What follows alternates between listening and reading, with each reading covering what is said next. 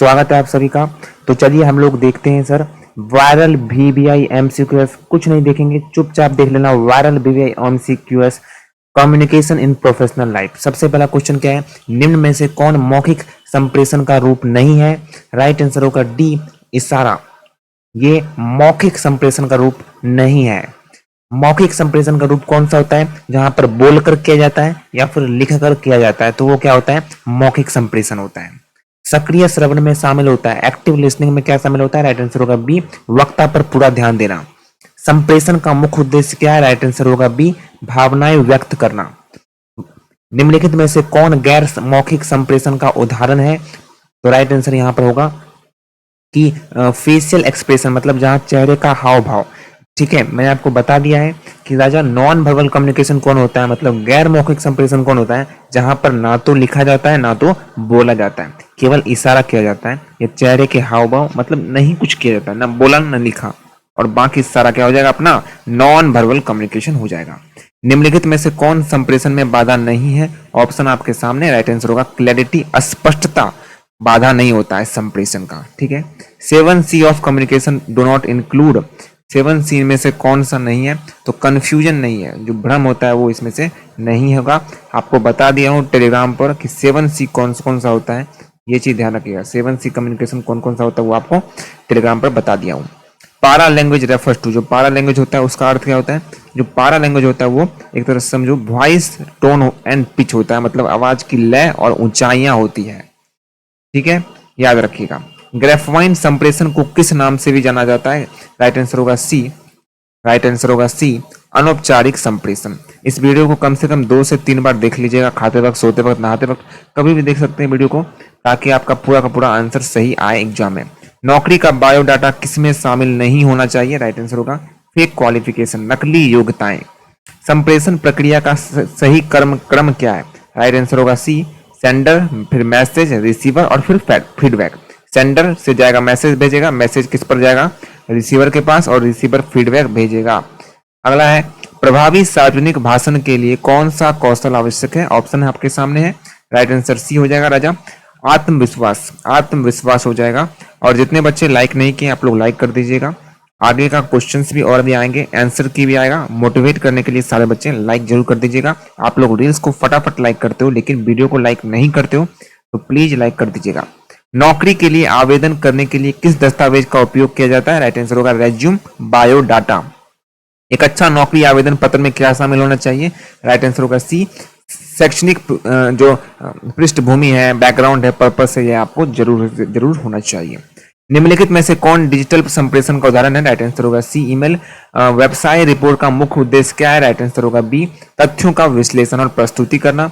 CV का पूरा नाम क्या है? करिकुलम वीटे, मतलब करिकुलम वीटा होगा, वीटा, करिकुलम वीटा। पाराफ्रेजिंग का मतलब क्या होता है? राइट आंसर होगा इसमें बी, अपने शब्दों में दोबारा लिखना। औपचारिक पत्र का कौन सा भाग पहले आता है? राइट आंसर होगा डेट और एड्रेस जो होता है सबसे पहले आता है, दिनांक और पता। पेशेवर ऑनलाइन नेटवर्किंग के लिए सबसे अच्छा प्लेटफॉर्म कौन सा है? लिंक्डइन। आप लोग बनाए होंगे आईडी, पता है होगा आपको, लिंक्डइन सबसे बेहतर है। चलिए, पेशेवर के लिए जो मोमो नहीं सर, मेमो है। मेमो किसका संक्षिप्त रूप है? मेमो जो है वो आपका, ऑप्शन आपके सामने है, राइट आंसर होगा मेमोरेंडम का संक्षिप्त रूप है। राइट आंसर ऑप्शन ए हो जाएगा इसका सही उत्तर। और यहाँ का अगर आपको चाहते हैं कि ये बिल्कुल पीडीएफ आपको मिले, पीडीएफ कहाँ से मिलेगा सर? टेलीग्राम चैनल पर मिलेगा पीडीएफ। ठीक है, बार बार यहाँ पर आपको व्हाट्सएप चैनल ज्वाइन करने के लिए बोल रहा है। व्हाट्सएप चैनल ज्वाइन करने पर आपको वायरल क्वेश्चन का फोटो मिलेगा। एग्जाम के बाद भी आप लोग व्हाट्सएप चैनल पर फॉलो करके रखिएगा, वहां पर मीम्स आता है, क्विक इन्फॉर्मेशन, नोटिस, सब कुछ आपको मिलेगा। प्रभावी बोलने में निम्न में से कौन बाधा है? ऑप्शन आपके सामने है, राइट आंसर बी होगा, घबराहट। जो घबराहट है वो बाधा है, घबराहट जो है वो बाधा है। एक पेशेवर ईमेल की भाषा कैसी होनी चाहिए? राइट आंसर होगा सी, विनम्र होनी चाहिए और स्पष्ट होनी चाहिए। निम्न में से कौन बायोडाटा का हिस्सा नहीं है? तो जो पॉलिटिकल व्यू है वो बायोडाटा का हिस्सा नहीं है। उचित विराम और जोर देकर बोलना क्या कहलाता है? ये मॉड्यूलेशन कहलाता है। एक अच्छे प्रोजेक्ट रिपोर्ट की मुख्य विशेषता क्या है? राइट आंसर होगा सी, स्पष्ट संरचना और तथ्य। इनमें से कौन एक श्रवण प्रकार नहीं है? राइट आंसर होगा विजुअल लिसनिंग। दृश्य श्रवण कोई चीज नहीं होता भाई, देखना, वो तो सुनना थोड़ी हुआ, देखना हुआ तो ये गलत अपना हो जाएगा, राइट आंसर डी होगा। औपचारिक पत्र का प्रारूप शामिल करता है, ऑप्शन आपके सामने है, राइट आंसर बी होगा। दिनांक, पता, अभिवादन, बॉडी, सिग्नेचर, ये सब कुछ आपके सामने देखने को मिलेगा। The communication skill that help in job interview which, right answer यहाँ पर बी होगा। धारा प्रभाव बोलना। गुड प्रेजेंटेशन स्किल इंक्लूड, अच्छे प्रस्तुतिकरण कौशल में शामिल है, ऑप्शन आपके सामने, राइट आंसर बी। स्पष्ट आवाज, इशारे और आंख संपर्क होना जरूरी है, तभी तो सर होगा। किस लेखन कौशल का प्रयोग लंबे पाठ को छोटा करने के लिए किया जाता है? तो इसका ऑप्शन देख लो ध्यान से, राइट आंसर होगा समराइजिंग करना, संक्षेपण में करना। इस पाठ का सारांश बनाने का मुख्य उद्देश्य क्या है? ऑप्शन आपके सामने, राइट आंसर बी होगा टू शॉर्टेन करना, मतलब क्या करना? एंड प्रेजेंट मेन आइडिया, मुख्य बिंदुओं को शॉर्ट करना। एक बायोडाटा में क्या होना चाहिए? राइट आंसर बी होगा कैरियर ऑब्जेक्टिव, एजुकेशन और एक्सपीरियंस होना चाहिए। नौकरी के लिए आवेदन पत्र किस शैली में लिखा जाना चाहिए? ऑप्शन आपके सामने दिया है, तो भाई फॉर्मल टोन में लिखा देना चाहिए। और जितने बच्चे अभी तक लाइक नहीं किए हैं, आप लोग रील्स को लाइक करते हो फटाफट फटाफट, वीडियो को अभी तक आप लोगों ने लाइक नहीं किया है, प्लीज आपसे विनती करते हैं, अपना भाई समझ के लाइक कर दीजिए, ताकि आगे भी बच्चा आपको वीडियो मिलता रहे, आंसर की मिलता रहे, सब कुछ आपके लिए हेल्प करते रहे। पैराफ्रेजिंग का मतलब क्या है? राइट आंसर बी हो जाएगा अपने शब्दों में दोबारा लिखना। इसको पैराफ्रेजिंग करते हैं कि अपने शब्दों में दोबारा लिखना। पैराफ्रेजिंग मतलब अपने शब्दों में दोबारा लिखना। निम्नलिखित में से कौन औपचारिक रिपोर्ट का प्रकार नहीं है? तो ये व्हाट्सएप मैसेज औपचारिक रिपोर्ट का प्रकार नहीं है।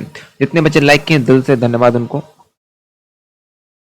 पोस्टर डिजाइनिंग करने के लिए आमतौर पर कौन सा सॉफ्टवेयर उपयोग किया जाता है? राइट आंसर होगा MS वर्ड, कैनवा, कोरल, ये सब किया जाता है उपयोग, आप लोग भी करते होंगे। एक पेशेवर बायोडाटा की आदर्श लंबाई क्या होनी चाहिए? जो प्रोफेशनल रेज्यूम होता है वो 1 से 2 पृष्ठ में होता है, ज्यादा नहीं होता है। एक ज्ञापन में सामान्यता क्या होता है? राइट आंसर होगा सी कार्यालय के भीतर संदेश। निम्न में से कौन डिजिटल संप्रेषण प्लेटफॉर्म नहीं है? राइट आंसर होगा न्यूज़पेपर, जो समाचार पत्र होता है। लिंक्डइन का उपयोग मुख्य रूप से किस लिए किया जाता है? राइट आंसर होगा professional networking and job search के लिए किया जाता है। व्यावसायिक पत्र में क्या नहीं होना चाहिए? राइट आंसर होगा पर्सनल इमोशन नहीं होना चाहिए, व्यक्तिगत भावनाएं नहीं होनी चाहिए। प्रोजेक्ट रिपोर्ट आमतौर पर किससे समाप्त होती है? बिब्लियोग्राफी से होती है, ग्रंथ सूची से होती है। समीक्षा लेखन का उपयोग मुख्य रूप से किसके लिए किया जाता है? ऑप्शन आपके सामने दिया हुआ है, राइट आंसर क्या हो जाएगा राजा? बी हो जाएगा। पुस्तकों, फिल्मों, उत्पादों पर राय देने के लिए। एक चीज आपको बता देते हैं, एक बार ये चैनल हाथ से निकल गया उसके बाद आपको दोबारा नहीं मिलने वाला है, तो सारे बच्चे क्या करेंगे, एक बार सब्सक्राइब कर लेंगे ताकि आपको क्या हो सके, आगे दिक्कत ना हो राजा। सब्सक्राइब करके रखिएगा, कोई गलत हम लोग चीज नहीं बताते हैं, अच्छी चीजें बताते हैं, आगे भी हम लोग अच्छी चीजें आप लोग को जानकारी देते रहेंगे पढ़ाई के रिलेटेड। औपचारिक पत्र में विषय के बाद क्या आता है? राइट आंसर होगा बी सैल्यूएशन, मतलब अभिवादन। अलग बलर चैनल को आप लोग सब्सक्राइब कर देते हो, लेकिन जिसमें आप पढ़ाई करते हो उस चैनल को आप लोग सब्सक्राइब नहीं करते हो, तकलीफ होती है तब। सारे बच्चे क्या करेंगे, सब्सक्राइब कर लीजिएगा। आखिरी बार बोल रहे हैं, बाद में आप पछताओगे जरूर से जरूर। निमंत्रण पत्र सामान्य किस शैली में लिखे जाते हैं? राइट आंसर बी होगा औपचारिक, फॉर्मल में लिखे जाते हैं। बायोडाटा में सही कर्म क्या है? तो सबसे पहले आपको अपना ऑब्जेक्टिव जरूर लिखना है, पहले ऑब्जेक्टिव लिखना है, उसके बाद आपको एजुकेशन बताना है, उसके बाद एक्सपीरियंस और उसके बाद स्किल बताना है। तो राइट आंसर क्या होगा? बी हो जाएगा इसका राइट आंसर। क्या होगा? बी होगा इसका राइट आंसर। ब्लॉग लेखन का उद्देश्य क्या होता है? राइट आंसर इसमें बी हो जाएगा, विचारों को सार्वजनिक रूप से व्यक्त करना। आधिकारिक दस्तावेजों के लिए कौन आवश्यक है? राइट आंसर ए होगा औपचारिक प्रारूप और सटीकता। कार्यालय आदेश के उपयोग किस लिए किया जाता है? तो ए होगा आधिकारिक कर्तव्य सौंपने के लिए। अगला क्वेश्चन है, बायोडाटा भेजने के लिए कौन सा फाइल प्रारूप सबसे अच्छा है? तो PDF सबसे अच्छा है। नेटिक्वेट्स स्टैंड फॉर, नेटिक्वेट्स मतलब होता है इंटरनेट एटिक्वेट्स, मतलब इंटरनेट जो है एटिक्वेट्स। ऑप्शन आपके सामने दिखा हुआ है, सारे बच्चे PDF जरूर से जरूर डाउनलोड कर लेंगे। टेलीग्राम चैनल जरूर से जरूर आप लोग ज्वाइन कर लीजिए राजा बेटा, लिंक डिस्क्रिप्शन में दिया गया है। निम्न में से कौन एक सुनने का कौशल नहीं है? ऑप्शन ध्यान से पढ़िएगा, आंसर लगाइए कि भैया बार बार टोकना ये सुनने का कौशल नहीं है। सक्रिय श्रवण में शामिल क्या होता है? कि भाई आप क्या कर रहे हो, फुल अटेंशन के साथ, फीडबैक के साथ सुनाई दे रहे हो, सुन रहे हो। WWW का मतलब होता है वर्ल्ड वाइड वेब। WWW मतलब वर्ल्ड वाइड वेब। ऑनलाइन बैठकों के दौरान किससे बचना चाहिए? तो डिस्ट्रैक्शन से बचना चाहिए, बैकग्राउंड के। नोट लेना, नोट मतलब नोट्स, वो नोट्स टेकिंग, नोट्स जो लेना है वो सुनते समय मुख्य बिंदु लिखना मतलब नोट्स होता है। निम्न में से कौन श्रवण कौशल सुधारने में मदद करता है? राइट आंसर होगा ऑडियो पुस्तकों को सुनना। ऑडियो पुस्तक सुनने का मुख्य उद्देश्य क्या है कि भैया समझ और शब्दावली बढ़ाना। ईमेल में अच्छा जो नेटिक्वेट्स का मतलब होता है कि वो विनम्र हो, स्पष्ट हो और पेशेवर भाषा हो। ठीक है, कौन सी खराब सुनने की आदत है? कौन सी खराब सुनने की आदत है? ऑप्शन है राइट आंसर आपका सामने होगा दिव्या अस्पर देखना, डे ड्रीमिंग। नेटक्विट्स सबसे अधिक महत्वपूर्ण होता है, राइट आंसर होगा सी, ऑनलाइन कम्युनिकेशन के लिए। लेक्चर सुनते समय क्या करना चाहिए? तो आंख मिलाना और नोट लेना जरूर से जरूर चाहिए, तभी तो होगा।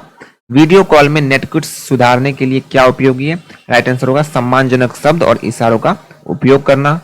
विच method help in summarising audio book? Audio पुस्तक का सारांश कौन सा तरीका से बनता है? तो सुनते समय लिखना ये होता है। प्रभावी नोट लेने का हिस्सा कौन नहीं है? सी होगा राइटिंग फुल सेंटेंसेस ओनली। आप लोग अलग अलग वीडियो को लाइक कर देते हो, लेकिन जहां आप लोग पढ़ाई करते हो वो आप लोग लाइक नहीं करते हो। प्लीज आप लोग अपना भाई समझ के सारे बच्चे क्या करेंगे, लाइक जरूर कर देंगे आगे मोटिवेट करने के लिए हमें, ताकि आगे भी हम वीडियो लाते रहें। आपका आंसर की भी आने वाला है बहुत जल्द। नेटिक्विट्स किसके लिए प्रयोग से मना करता है? राइट आंसर होगा बी, आधिकारिक मेल में जो अत्यधिक इमोजी है। लिसनिंग अटेंटिवली मीन्स ध्यान पूर्वक सुनने का मतलब क्या है? कि वक्ता पर पूरा ध्यान देना। ऑडियो पुस्तक सुनने के लिए कौन सा टूल सहायक है? राइट आंसर बी होगा मीडिया प्लेयर या ऑडियो बुक ऐप। लेक्चर के दौरान नोट लेना किस में मदद करता है? राइट आंसर होगा बेहतर स्मरण और समझ। पेशेवर ईमेल की भाषा कैसी होनी चाहिए? तो वो फॉर्मल होनी चाहिए, पोलाइट होनी चाहिए। व्यावसायिक संचार का मुख्य उद्देश्य क्या है? मुख्य उद्देश्य है कि सूचना का आदान प्रदान करना। संचार कब पूर्ण होता है? जब जो सुनने वाला श्रोता है वो संदेश को समझ जाता है।